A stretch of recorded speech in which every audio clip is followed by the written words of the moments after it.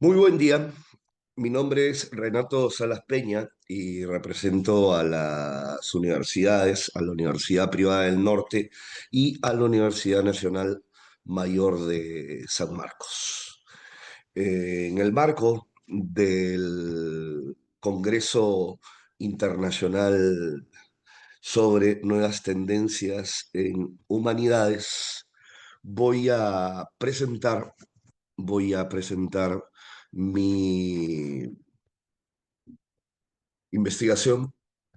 llamada 1920, 1921, 1924, años de intersticio generacional, bueno, Soloburen y Eilson.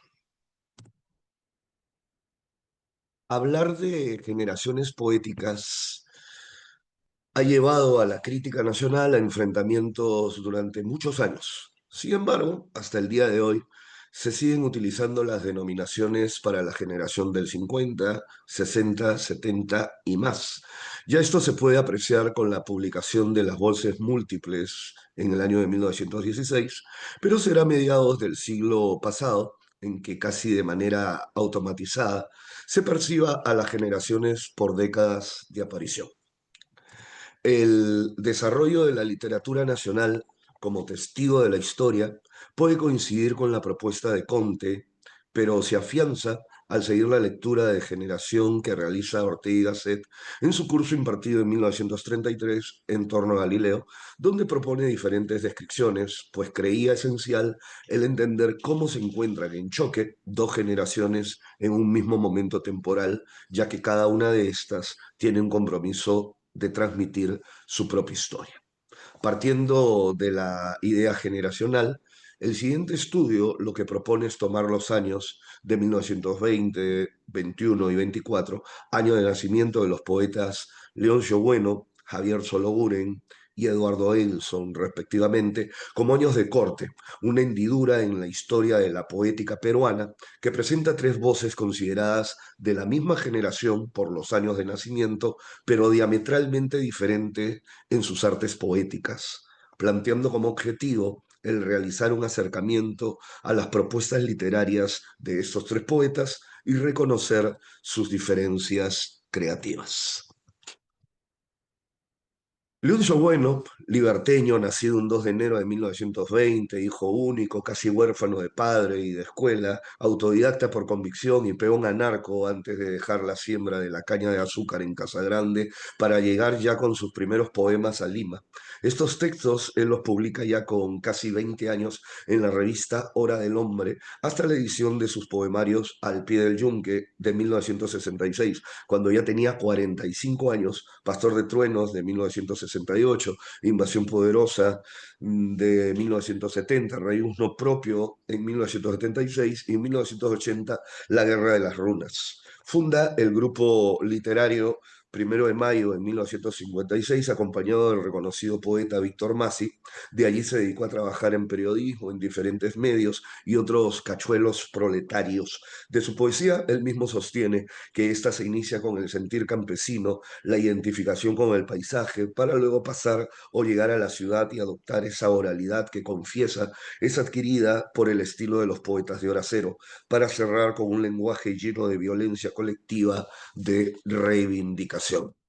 Para Milagros Carazas, la poesía de Bueno podría dividirse en tres etapas. La primera de iniciación y búsqueda de su voz poética con una carga fuertemente ideológica, con los libros Al pie del yunque y Pastor de Truenos. Un segundo momento de madurez y consolidación con los poemarios Invasión Poderosa, Rebuzno Propio y La Guerra de los Runas, en donde su cachosa ironía permite realizar una dura crítica al sistema, y el momento de cierre sería el del poeta del Arenal con el libro Los últimos días de la ira, en donde su nuevo escenario de la tablada de Lurín es básico para nuevas reflexiones. Para Juan Cristóbal, en el año 2004, su poética se construye de manera testimonial y rebelde, pero con ese sostén de ternura y fraternidad vallejiana, poesía épica con un lirismo que nace del dominio del lenguaje, en especial los giros verbales del habla popular.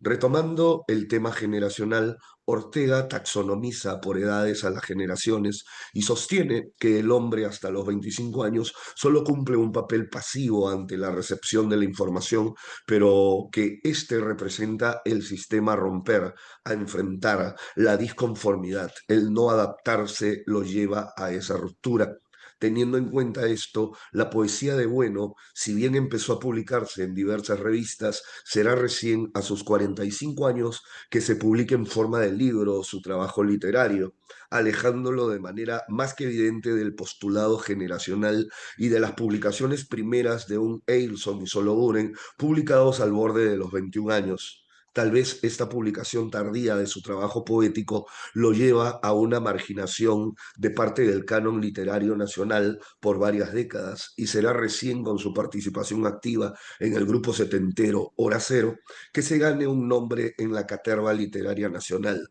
hasta su reconocimiento en el año 2016 con el premio Casa de la Literatura Peruana. Forges, en el año 2016, a propósito del premio concedido a Bueno, sostiene violencia, ternura y lirismo. Estas son las principales características de la poesía de Leoncio Bueno. Si bien sus versos se nutren esencialmente de las experiencias y de las luchas de la clase obrera, no vacila tampoco en apelar a veces al humorismo para el tratamiento crítico de la historia de su país. Esta lucha insaciable le valió incontables vejaciones, pérdidas de empleo y duras privaciones,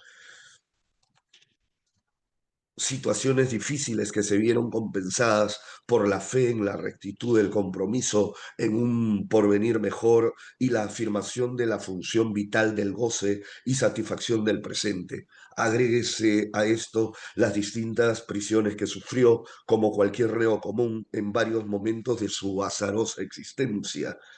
y se verá cuán merecido es el reposo del que está gozando el guerrero en su querida tablada de Lurín. El tono de sinceridad y la vitalidad narrativa de los versos de Leoncio Bueno le dan a su poesía una impronta profundamente humana que viene a coronar su carácter subversivo y revolucionario. La poesía de Bueno ha ido caminando el tiempo desde el hispánico modo a la coloquialidad popular, donde se manifiesta su identidad subalterna para luego alcanzar la modernidad del megadiscurso, del migrante que se reivindica y el día de hoy, con la característica de su estilo, la incertidumbre de este sistema globalizado. Jorge Eduardo Wilson, nacido un 13 de abril de 1924, en esta Lima que se hacía cada vez más horrible, también queda de cierta forma huérfano de padre cuando éste abandona a la familia y ya en la soledad combinará en ese sincretismo cultural lo europeo con lo nacional. Su formación se inicia en las aulas sanmarquinas, que son rápidamente abandonadas por la fuerza que suele tener lo autodidacta y libre del conocimiento y el arte, no sin antes haber obtenido el Premio Nacional de Poesía y el haber publicado la antología La Poesía Contemporánea del Perú, que solo reunió a José María Eguren, César Vallejo, Martí Gadán, Emilio Adolfo Westphalen, Javier Abril, los hermanos Enrique y Ricardo Peña Barrenechea y Carlos Oquendo de Amat, presentados por Eilson, Solo Uren y Salazar, intentando, de cierta forma, oficializar una nueva forma de poetizar que para esos años escapaba de la poesía militante y comprometida socialmente, y que veía con indiferencia y hasta con desdén lo que no se enmarcaba en un punto de confrontación social, léase los encendidos debates entre los poetas sociales en un versus con los poetas puros. Su experimentación vanguardista lo llevó a sobrepasar a las letras y buscar nuevos lenguajes en las artes visuales, que harán tras un periplo europeo, siente su estadía definitiva en Italia. Su obra poética y plástica ha sido reconocida en diferentes partes del mundo y son objeto de estudio por diversas universidades. Eilson fallece en 2006 con 81 años de edad y sus restos descansan en Milán, Italia. La producción literaria de Eilson es bastante prolija, pero aquí solo se hará un acercamiento a la poesía de este. que inició en publicaciones en el año 1943 con Canción y Muerte de Rolando, cuando el autor recién llegaba a los 19 años. Luego, en 1944, publica Reinos, para luego editar Primera Muerte de María y Habitación en Roma, de los años 1949 y 1951, respectivamente, solo por citar cuatro trabajos poéticos de la veintena que comprende su bibliografía en poesía. Para Sánchez, la poesía de Eilson es sobria, onírica, exacta, con una huella mística de los poetas del siglo de oro, enfrentándose con su ascetismo individualista a los sellos marxistoides de la época, pero eso sí, escapando siempre de la vulgar grandilocuencia. Para el crítico Alex Morillo, el nudo en Eilson es un algo heterogéneo, algo que no posee uniformidad, pero sí volumen, y esto lo lleva a sostener que en su poética se encuentran dos orientaciones, la horizontal y la expansiva, en donde lo horizontal desborda poéticamente la condición de género, ya que lo poético es la base de donde brota el todo, la matriz. Ante lo expuesto, se puede afirmar que para poder hablar de una generación no se puede simplemente contar con los años de nacimiento, es urgente y necesario que se complementen los pensares, salvando diferencias, típicas fricciones, no lo sé, pero tal vez entre Eilson y Bueno, más allá de sus cercanos años de nacimiento, no los une al parecer ninguna característica artística en común, y menos aún la amistad que sí se dio entre el primero y Soloure, aunque no se puede negar que de cierta forma todos somos contemporáneos, y en el caso de estos poetas, incluso coetáneos, pero no por esto con artes próximas o símiles.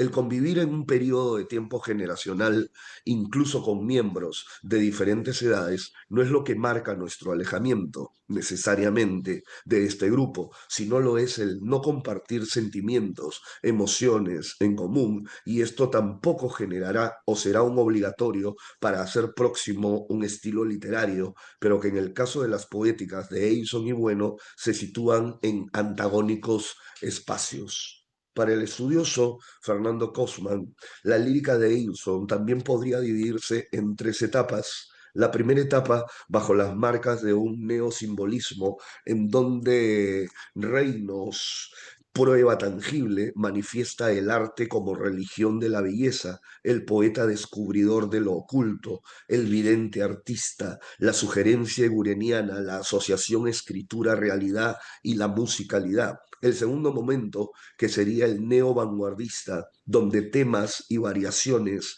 y noche oscura del cuerpo hacen que se acerque al cubismo y el futurismo, para llegar al tercer momento enmarcado en el post-vanguardismo, comprendido desde materia verbalis hasta pitix, poesía que resalta lo cotidiano. Forges, en el año 1988, entrevista a Eilson y ante la pregunta ¿cuándo y por qué empezaste a escribir poesía? ¿Qué rol ha jugado tu infancia y adolescencia en el acto de escribir? Él responde, empecé a escribir poesía a los 15 años, a hurtadillas, como todo el mundo. Se trataba más bien de una manifestación de mi propia libido, pues de la misma manera dibujaba, fumaba mis primeros cigarrillos, me enamoraba de alguna muchacha o de un coetáneo y me masturbaba, siempre a escondidas. Se podría decir que desde hace 35 años vivo escondido en Europa, realizando un trabajo que casi nadie conoce,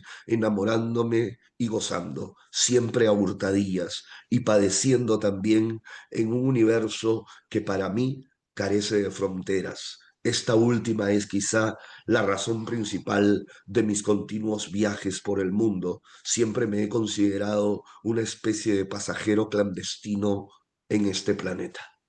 Los años 40, 50 en nuestra patria se vieron marcados por esa suerte de primavera en democracia. Manuel Prado y Bustamante y Rivero serán de cierta forma para estos poetas, bueno, solo Uren y Elson, casi veinteañeros que salieron al mundo literario o ingresaron a este envueltos en sus gobernanzas. Y esto lleva a una identificación, ya sea que los aproxime o los aleje, y si bien para cada integrante de una generación el vivir es una difícil tarea personal, individual, única. Ante esto, la actitud no puede ser la misma para todos ante lo que se recibe.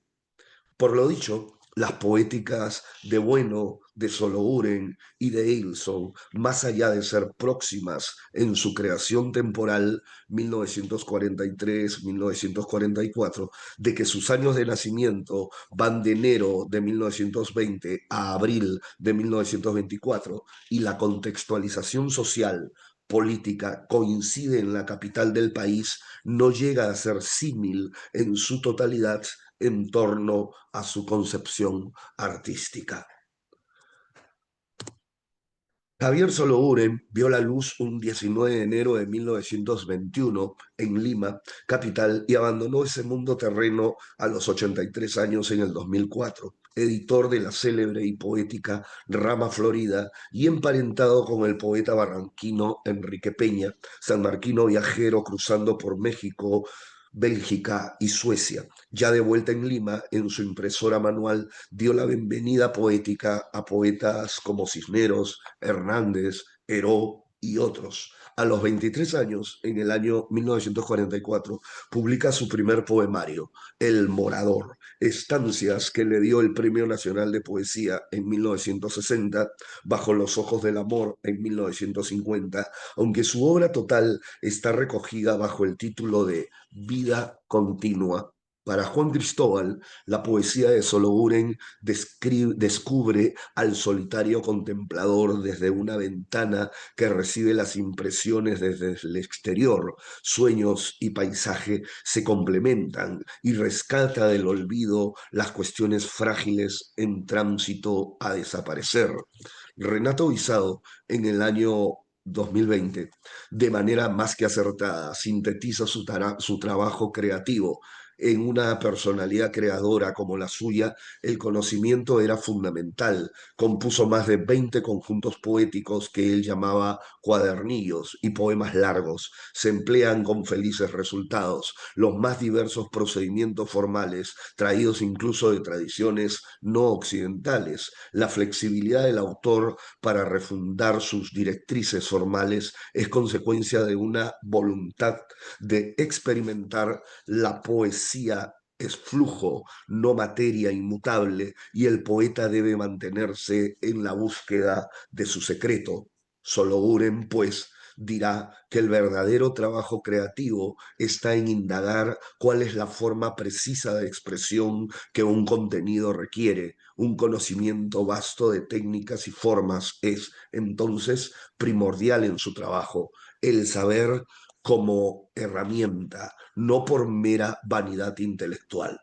Entonces, Eilson y Sologuren, más allá de la amistad que los sostiene, más allá del trabajar una atrevida antología de la poesía peruana, se distancian, tal vez, en sus lujos verbales, en esa religiosidad de Eilson inexistente en Sologuren, la sensualidad del primero versus esa poesía envuelta en la bruma del amor del segundo, y ante esto el torbellino verbal que limita de manera peligrosa con el prosaísmo de Bueno. Tres poetas, 3 años muy cercanos de nacimiento, los mismos gobernantes que rigen su juventud, tal vez diferentes realidades sociales, tendencias políticas adoptadas, disímiles, pero más allá de esas circunstancias exteriores, tres poéticas sui generis para un mismo momento cronológico. Un punto esencial en la poesía o en la poética de Sologuren y que no puede quedarse fuera de este estudio es el denominado japonesismo, base esencial del arte fino y artesano del autor, de sus elucubraciones figurativas y del aprovechamiento del espacio con esa sensibilidad y delicadeza oriental. Concluimos que el intentar el análisis de una vida ayudados por la matemática va a caer en el más puro error, ya que una vida y mucho más, si ésta se entrega a la creación poética o artística, no puede ser envuelta en un catálogo que se delimite con características que buscan ser comunes. De aquí la propuesta de Ortega, que en cada generación hay 3 o 4 grupos e incluso hasta más. Este es el caso de las poéticas de Leoncio Bueno, Javier Sologoren y Jorge Eduardo Eilson, tan cercanas en el tiempo de creación, pero tan lejanas en estilos y concepciones artísticas. Muchas gracias por su atención.